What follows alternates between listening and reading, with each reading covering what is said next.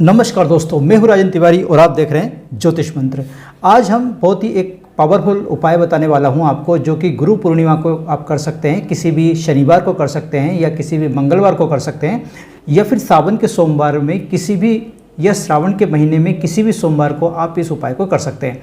इस उपाय को करने से आपके धन धान्य में अगर कमी है यानी कि आपको अगर आर्थिक रूप से किसी प्रकार की परेशानी है, या फिर आपको किसी की नज़र लग जाती है, यानी कि कोई ने आपका काम बांध दिया है, या आपके ऊपर कोई बुरा प्रभाव, कुछ नकारात्मक एनर्जी जो है आपके ऊपर काम कर रही है, या आपके घर में संतान जो है उसकी शादी नहीं हो पा रही है, आपकी जो संतान है वो सही से उसकी पढ़ाई लिखाई नहीं चल रही है, आप खुद एक ऐसे बच्चे हैं जो पढ़ रहे हैं, किसी प्रकार से नौकरी में आपको बाधा आ रही है, आपकी तरक्की नहीं हो पा रही है, इस प्रकार की किसी भी समस्या है, अगर आपको किसी प्रकार की समस्या है तो ये उपाय करने से आपको उस समस्या से ज़रूर छुटकारा मिलेगा।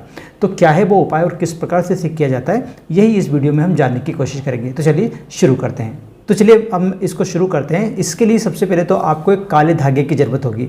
अब आप सोचेंगे काला कलर जो होता है वो तो नकारात्मक ऊर्जा का कारक होता है, या नकारात्मक इससे वाइब्स आती है, तो फिर काले धागे का उपाय मैं क्यों बता रहा हूँ। लेकिन ज़रूरी नहीं कि हर काली चीज़ जो है वो नकारात्मक ही होती है। जैसे आपने देखा होगा कि गर्मी के सीज़न में आप छाता जो यूज़ करते हो वो काला छाता यूज़ करते हो, जबकि आपको मालूम है कि काले कलर में ज़्यादा गर्मी लगती है, फिर भी छाता हम काला ही यूज़ करते हैं। तो इसी प्रकार से मैं बता रहा हूँ कि हर जो काली चीज़ होती है वो बुरी नहीं होती है। तो मैं काले धागे का बहुत ही अच्छा उपाय आपको बताने वाला हूँ, और इस उपाय को जिस प्रकार से मैं बता रहा हूँ उस प्रकार से अगर आप करते हो तो इसमें बहुत ज़्यादा आपको फ़ायदा मिलने वाला है। ये जो काला धागा है, या तो वो सूती हो या फिर रेशमी हो, कोई सा भी आप काला धागा ले सकते हो। अब काला धागा जो रेशम का काला धागा है, काला धागा ही क्यों लेना है इसका मैं आपको रीज़न बता देता हूँ कि काला धागा बांधने से जो बुरे लोगों की जो बुरी नज़रें हैं वो हम तक नहीं पहुँच पाती, या हम पर उसका कोई असर नहीं होता, क्योंकि जो काला धागा होता है या काला कलर होता है वो नकारात्मक ऊर्जा को ऑब्जर्व कर लेता है, सोख लेता है। इस वजह से वो उसकी जो नेगेटिव एनर्जी है, यानी कोई बुरे इंसान जो हम पर बुरी नज़र बनाए रखा है, उसकी जो नेगेटिव एनर्जी है वो हम तक नहीं आ पाती। और जब उसकी नेगेटिव एनर्जी हमारे तक नहीं आ पाती तो उसके द्वारा जो हानिकारक प्रभाव है या नेगेटिव एनर्जी के जो कुप्रभाव है वो हमको किसी प्रकार से कोई नुकसान नहीं पहुंचा सकते। दूसरी बात यह है कि जो काला धागा है वो नकारात्मक लोगों की जो एकाग्रता है उसको भंग कर देता है, यानी जब वो हम पर टकटकी लगा के देखते हैं या हमको किसी प्रकार से हानि पहुंचाने का प्रयास करते हैं तो उनकी जो एकाग्रता है उसको वो भंग कर देता है काला धागा, जिसके कारण उसकी नकारात्मक ऊर्जा हम तक नहीं पहुंच पाती, या उसकी जो ऊर्जा है वो नगण्य हो जाती है, वो क्षीण हो जाती है, जिसके कारण हमारे ऊपर उसका किसी प्रकार का कोई जो प्रभाव है वो नहीं पड़ता और हम उससे बच जाते हैं। तो ये तो हुआ काला धागा हम क्यों बांधते हैं। अब मैं इसका एक बहुत अच्छा प्रयोग आपको बताने वाला हूँ, वो बड़े ध्यान से सुनेंगे आप। सबसे पहले क्या करना है, काला धागा लेकर एक काला धागा खरीद लीजिए आप, कितना भी बड़ा काला धागा हो सकता है वो। एक काला धागा की गिट्टी ले लीजिए आप, और वो लेकर आपको शनि मंदिर या फिर आप चाहें तो आप हनुमान मंदिर भी जा सकते हैं। अगर आप शनि मंदिर जा रहे हैं तो उसको सरसों के तेल में थोड़ा सा डुबा लेना है, या सरसों का तेल काले धागे पर लगा लेना है। और यदि आप हनुमान मंदिर जा रहे हैं तो आप हनुमान जी के चरणों की जो सिंदूर होता है, हनुमान जी के मंदिर में जो आपने देखा होगा उनके पैरों में जो सिंदूर लगा रहता है, वो सिंदूर आप उस काले धागे पर लगा सकते हैं। फिर उस काले धागे में जो आपने सिंदूर लगाया है या फिर आपने सरसों का तेल लगाया है, उस काले धागे में आपको 7 गठान लगानी है, 7 गांठ बांध लेनी है। और प्रत्येक गांठ लगाते समय, जब भी आप गांठ लगा रहे हो तो हर एक गांठ लगाते समय आपको अपनी समस्या भगवान से कहनी है और उसका निराकरण करने के लिए भगवान से प्रार्थना करनी है। जो भी आपकी समस्या है, चाहे आप धन संबंधी किसी प्रॉब्लम में फंसे हुए हैं तो उसके बारे में आप कहिए, आपके बच्चे आपकी बात नहीं मान रहे हैं उसके बारे में आप कहिए, आपका मकान नहीं बन पा रहा है उसके बात कहिए, घर में बच्चों की शादी नहीं हो पा रही है, जो भी आपकी परेशानी है वो हर एक गांठ के साथ आपको कहते रहना है। एक गांठ लगाई, एक समस्या भगवान को बताई, दूसरी गांठ लगाई, दूसरी की समस्या भगवान को बताई, और साथ में समस्या तो बताना ही है, लेकिन उसके लिए उसको उपाय क्या है, यानी कि उसके जो निराकरण है उसके लिए भगवान से प्रार्थना भी करनी है। इस प्रकार से आप 7 गठान लगा लेंगे। ध्यान रखें कि आप या तो आप हनुमान मंदिर जाएंगे या फिर आप जो शनि मंदिर है इनमें जाएंगे। शनि मंदिर जाएंगे तो काले धागे के ऊपर आपको सरसों का तेल लगाना है।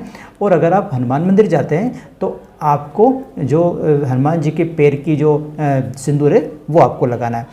इसके बाद जब आपका ये पूरा काम हो जाए, इसके बाद आपका क्या करना है, एक घी का दीपक जलाना है।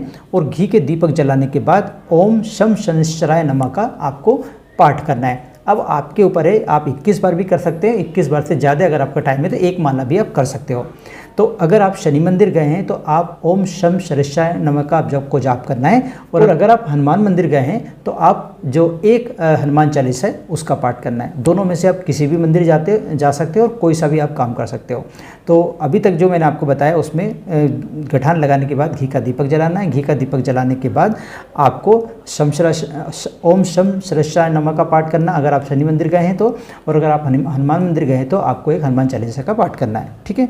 फिर जब आप ये कर लें, इसके बाद आपके पास जो धागा है, धागे में जो आपकी गांठ लगी हुई धागा है, उस गांठ लगी हुई धागे को जो आपने दीपक जलाया है उस दीपक से आप 7 बार उसको घुमा दें। दीपक की जो लो जल रही है उसके ऊपर 7 बार घुमा दें।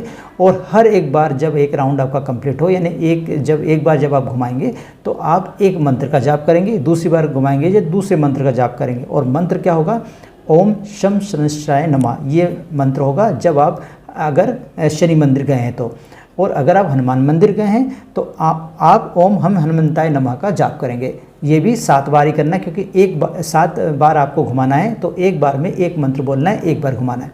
तो जब आपका ये काम हो जाए, इसके बाद आप बिना किसी से बात किए हुए, यानी मंदिर में जहाँ पर आप गए हैं वहाँ पर आप किसी से बात नहीं करेंगे और बिना बात किए हुए उस धागे को लेकर आप घर आ जाएंगे।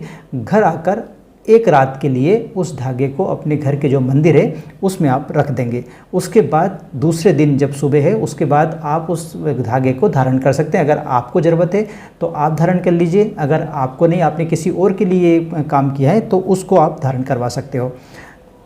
ध्यान रखें, ये जो धागा है वो या तो आप अपने बाजू में, यानी कि जो आपका कलाई से ऊपर बाजू होती है उसके ऊपर आप धारण करेंगे, या फिर आप गले में भी धारण कर सकते हो।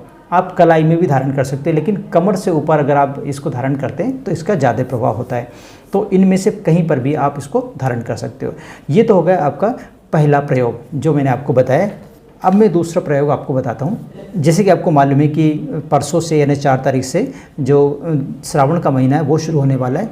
आप श्रावण के महीने के किसी भी सोमवार को इस प्रयोग को कर सकते हो। ध्यान रहे, ये जो मैं आपको प्रयोग बता रहा हूँ वो श्रावण के महीने के किसी भी सोमवार को आप ये कर सकते हो।